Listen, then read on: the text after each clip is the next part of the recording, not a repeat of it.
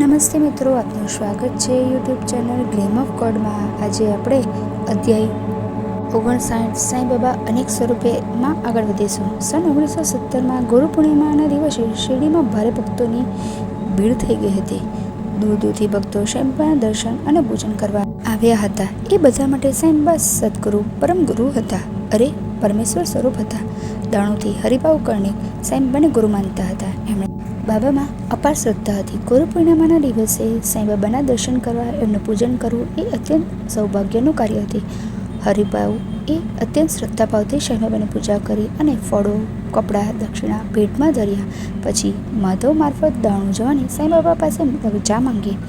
તેઓ દ્વારકામાઈમાંથી ગયા પછી એમના મનમાં વિચાર ઉઠ્યો કે સાંઈબાબાને વધુ 1 રૂપિયો દક્ષિણામાં આપવી જોઈતી હતી। તેઓ પાછા દ્વારકામાઈ જતા હતા ત્યાં એને માધવ મળી ગયા અને કહ્યું, બાબાએ તમને જમીનને આજ્ઞા આપી દીધી છે, હવે તમારે દ્વારકામાઈ જવાની જરૂર નથી। એટલે હરિભાવ દાણું જવા નીકળી ગયા। રસ્તામાં નાસિક આવતું હતું એટલે તેઓએ ગોદાવરીમાં સ્નાન કર્યું અને કાળારામના મંદિરમાં દર્શન કરવા ગયા। ત્યાં દરવાજાની અંદર બેઠેલા નરસિંહ મહારાજે હરિભાવનો હાથ પકડી લીધો અને પછી બોલ્યા, મારો 1 રૂપિયો લાવ। હરિભાવ આશ્ચર્ય પામી ગયા। 1 રૂપિયો સાંઈબાબાને આપવાનો વિચાર કર્યો હતો તે નરસિંહ મહારાજને કેવી રીતે ખબર પડી ગઈ? એમણે અત્યંત ભાવથી મહારાજને 1 રૂપિયો આપ્યો અને પગે લાગ્યા। એમણે વિચાર્યું કે બધા સંતો એક રૂપ છે, સાંઈબાબા નરસિંહ મહારાજનું રૂપ છે તો નરસિંહ મહારાજ સાંઈબાબાનું રૂપ છે। બધાના દેહ અલગ અલગ છે પણ અંદર વસતા પરમાત્મા તો એક જ છે। આ એમનું એક અદ્ભુત દૃષ્ટાંત છે। મનુષ્યનું અનેક જન્મનું પૂર્ણ ભેગું થાય ત્યારે જ સાંઈબાબાના ચરણોમાં એક પરમધામમાં જાય છે। સાંઈબાબાના ચરણોમાં પરમધામમાં જનાર મનુષ્ય જ નહીં પરંતુ પશુનું ઉદાહરણ છે। સાંઈબાબા પરમધામમાં ગયા એના 1 સપ્તાહ પહેલાં દ્વારકામાઈમાં બાબા બેઠા હતા। ત્યાં એક કાળું આવીને દ્વારકામાઈ પાસે ઊભો રહ્યું।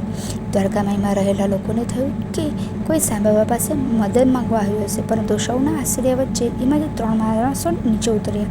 એમણે બળદ છોડીને કાળા નમાવ્યું।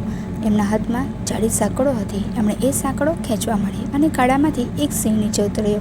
સિંહને જોતા જ દ્વારકામાઈની નીચે ઊભેલા લોકો ભાગીને દૂર ચાલ્યા ગયા અને દ્વારકામાઈમાં ઊભેલા લોકો ખૂણામાં ભરાઈ ગયા, પરંતુ સાંઈબાબા સ્વસ્થ થઈને બેઠા હતા। સિંહ ધીરે ધીરે ચાલતો દ્વારકામાઈના પગથિયા પાસે ઊભો રહ્યો। એની ચાલ પરથી એ બીમાર હોય એમ લાગતું હતું। એ ધીરે ધીરે દ્વારકામાઈના પગથિયા ચડ્યો અને સાંઈબાબા સામે આવીને ઊભો રહી ગયો।